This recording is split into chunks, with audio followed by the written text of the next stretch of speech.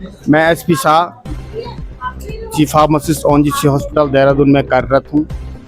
आज हम यहाँ पर वैदिक ब्राह्मण महासभा के परिसर में एक निःशुल्क स्वास्थ्य शिविर लगाने के लिए आए हैं। व्यवस्थाओं जैसे कि मेडिसिन का, फार्मास्यूटिकल्स, एड्स का, हमारे सभी मल्टी स्पेशलिस्ट आए हैं, जैसे ईएनटी वाले, गायनिकोलॉजिस्ट, कार्डियोलॉजिस्ट, फिजिशियन और paediatrics, dental surgeon, orthopaedics, gynaecologist आदि तमाम डॉक्टर आज मौजूद हैं। सारी अपनी निःशुल्क स्वास्थ्य सेवाएं प्रदान कर रहे हैं। खून की जांच और ये सारी दवाइयां आज निःशुल्क वितरित की जाएंगी। उनका ये विशेष प्रयास जो है गौरव जी के उससे हुआ है। ये कम से कम 8-10 महीने से जो है लगे हुए थे जो है, लेकिन बस आज जो है उसका परिणाम हुआ है। बहुत अच्छा लग रहा है जो है, मेडिसिन डिस्ट्रीब्यूट हो रही हैं।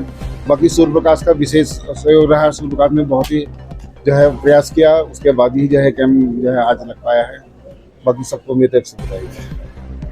गुरु जी, ये जो आज के कैंप हो रहा है, इसके बारे में आप थोड़ा सा प्रकाश डालिए। वैदिक ब्राह्मण सभा है और वैदिक ब्राह्मण सभा देहरादून में 1953 से कार्य कर रही है और 89 से ये मंदिर यहाँ पर निर्माण हुआ। और जब से मंदिर का निर्माण हुआ तब से ये सामाजिक कार्य और जो सांस्कृतिक कार्यक्रम है, ये प्रतिवर्ष सनातन धर्म पद्धति के अनुसार और वेद संस्कृति के अनुसार कार्यक्रम यहाँ पर संपन्न होते हैं। और लगभग 10 वर्षों से वैदिक ब्राह्मण सभा के द्वारा ये कैंप यहाँ पर आयोजित किए जा रहे हैं। तो नाना प्रकार के हॉस्पिटलों के माध्यम से ये कैंप यहाँ पर चल रहे हैं। सर्वप्रथम यहाँ पर जो कैंप हुआ था IMA के द्वारा हुआ था, उसके पश्चात दून हॉस्पिटल के द्वारा यहाँ पर कैंप हुआ। उसके पश्चात जो यहाँ की यूनिसन कंपनी है, उनके द्वारा यहाँ पर कैंप हुआ। फिर वेदांता के द्वारा यहाँ पर कैंप हुआ और गत वर्ष जो है ग्राफिक एरा के द्वारा यहाँ पर कैंप हुआ था। और इस वर्ष जो कैंप हो रहा है ये ओएनजीसी सत्यपाल हॉस्पिटल के माध्यम से यहाँ पर ये कैंप संपन्न हो रहा है। तो ये समाज की स्थिति को देखते हुए और हमारे यहाँ पर जितनी भी बस्ती है, वृंदाल बस्ती है, ये जो नगर बस्ती है, इसको देखते हुए हम लोग प्रतिवर्ष यहाँ पर कैंप लगाते हैं, जिससे गरीबों को दवाई समय पर उपलब्ध हो और गरीबों की सेवा हो, जनता और समाज की सेवा हो। तो जनता और समाज की सेवा के लिए प्रतिवर्ष यहाँ पर कैंप लगाने से गरीबों की सेवा हो।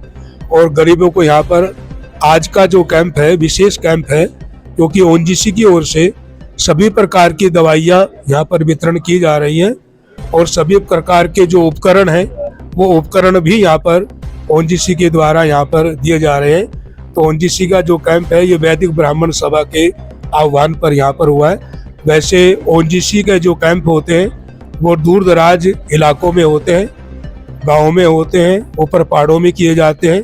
और नगर में इस बार ओएनजीसी ने पहली बार नगर में ये कैंप वैदिक ब्राह्मण सभा के आह्वान पर किया है। गुरु जी, स्वास्थ्य सामाजिक सेवाओं के अलावा आपने छोटे बच्चों को जो यहाँ पे वैदिक शिक्षा का आप अध्ययन करा रहे हैं, आप आम जनता को आप क्या मैसेज देना चाहेंगे आज की युवा पीढ़ियों के लिए? 2016 से वैदिक ब्राह्मण सभा के द्वारा ये गुरुकुल, ये परशुराम चतुर्वेद विद्यालय गुरुकुल यहाँ पर चल रहा है। और वैदिक संस्कृति को आगे बढ़ाने के लिए, सनातन धर्म को आगे बढ़ाने के लिए, जब सनातन धर्म आगे बढ़ेगा, वैदिक संस्कृति आगे बढ़ेगी, तो हमारे देश में अच्छे नागरिक उत्पन्न होंगे और ये अच्छे नागरिक बन करके संस्कृति को प्राप्त करके देश विदेश में जाएंगे और उसमें संस्कृति का प्रचार होगा।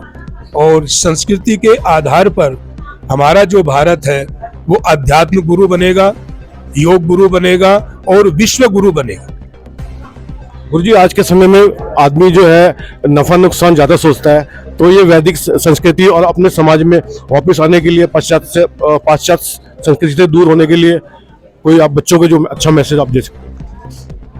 हम पाश्चात्य जो संस्कृति है उससे बच्चों को दूर रखते हैं और इनको ऐसी शिक्षा प्रदान करते हैं, क्योंकि हमारी जो वैदिक शिक्षा है और जो पुराणोक्त शिक्षा है और जो हमारे दर्शन शास्त्र हैं, जितने भी शास्त्र हैं, सब हमारे प्राचीन जो पद्धति है और प्राचीन जो हमारी ऋषियों की पद्धति है और ऋषियों का जो जीवन था वो वैदिक जीवन था, और वो वैदिक पद्धति के अनुसार हमको इनको वैदिक संस्कृति को प्रदान कर रहे हैं। और जो पाश्चात्य संस्कृति है उस पाश्चात्य संस्कृति से इनको दूर रखा जाता है, और जितने भी पाश्चात्य सभ्यता है उस सभ्यता से भी इनको दूर रखा जाता है। और ये शिक्षा इनको प्रदान की जाती है कि पाश्चात्य संस्कृति को ना अपनाते हुए वैदिक संस्कृति को अपनाएं और अपनी वैदिक संस्कृति का जाकर के देश में विदेश में प्रचार करें।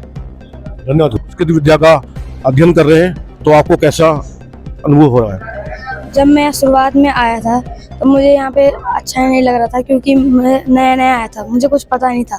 जब मुझे 1 साल पूरा हुआ तब मुझे पता चला कि बाहर की जो सभ्यता है और जो अंदर की संस्कृति है उन दोनों में क्या क्या परिवर्तन आए हैं मेरे बीच में। तब मुझे एहसास हुआ कि मेरा इसी स्कूल में आना अच्छा था।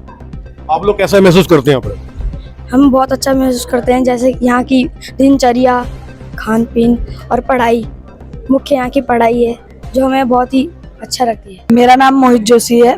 मैं पिथौरागढ़ का निवासी हूँ, परंतु जब मैं इधर आया प्रथम बार तो मैंने देखा कि यहाँ बाहर की संस्कृति से बहुत अलग है, विभिन्न है।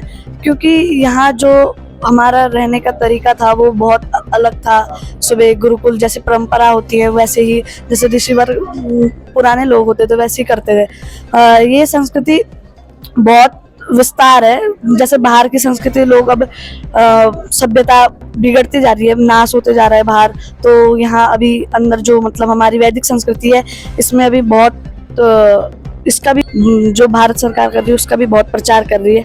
ये जो हमारा जो ये विद्यालय ये वित्त विहीन है, तो इसे मतलब जो हमारी सभा है वैदिक ब्राह्मण सभा, ये अपने उससे चलाती है इसे मतलब सरकार इसका कोई मतलब उतना सहयोग नहीं करती। मैं आचार्य भगवती प्रसाद थपलियाल वैदिक ब्राह्मण सभा संचालित श्री परशुराम चतुर्वेद विद्यालय में व्याकरण, दर्शन और आयुर्वेद और योग का टीचर हूँ। यहाँ पर हमारा जो परशुराम चतुर्वेद विद्यालय है इसमें ये बहुत सारे ब्राह्मण छात्र पढ़ते हैं। ब्राह्मण छात्र ही नहीं और वर्ग के भी सब लगभग हैं और सब पढ़ते हैं और सबको अच्छी तरह अच्छी शिक्षा दी जाती है। ये जो छात्र हैं इन्हीं छात्रों के बीच से स्वामी विवेकानंद, स्वामी दयानंद, स्वामी रामतीर्थ और स्वामी करपात्री जैसे अद्भुत भारत के ही नहीं विश्व के अंतर्राष्ट्रीय संत निकलते हैं। ये जो छात्र हैं यही छात्र ही घर घरों में जाकर के संस्कृत और भारतीय अक्षुण्ण परंपरा का ज्ञान देते हैं। इन छात्रों के माध्यम से नैतिकता, मानवता संरक्षित है। ये छात्र ही सिखाते हैं सर्वे भवन्तु सुखिनः, सर्वे सन्तु निरामय, सब सुखी रहे, सब निरामय रहें, सब रोग रहित रहें। और जो परशुराम चतुर्वेद विद्यालय है इस विद्यालय को संचालित करने वाली जो यह सभा है, ये सभा ऐसे ही कार्य करती। इस सभा का लक्ष्य ही है, इस सभा का जो लक्ष्य है परशुराम और चतुर्वेद विद्यालय जो बनाया गया है, ये परशुराम तो हमारे आदर्श पुरुष हैं और हमारा जो लक्ष्य है वह चतुर्वेद का संरक्षण है। इसी को रख करके श्री परशुराम चतुर्वेद विद्यालय बनाया गया है। माने वेदों का संरक्षण हो और भगवान परशुराम जैसे महान शौर्य का संरक्षण, तो इसी की शिक्षा यहाँ पर दी जाती है। और समय समय पर यहाँ पर लोगों को आरोग्य के लिए भी शिविर लगाए जाते हैं और अनेक लोग यहाँ से स्वस्थ होकर के जाते हैं। और ऐसे ऐसे लोग हैं कि जिनके पास दवाई लेने की भी पैसे नहीं हैं, उनके लिए भी दवाइयाँ निःशुल्क दी जाती हैं।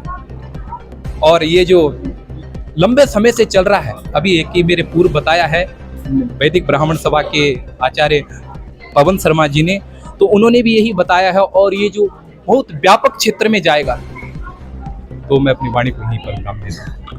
बहुत बहुत धन्यवाद।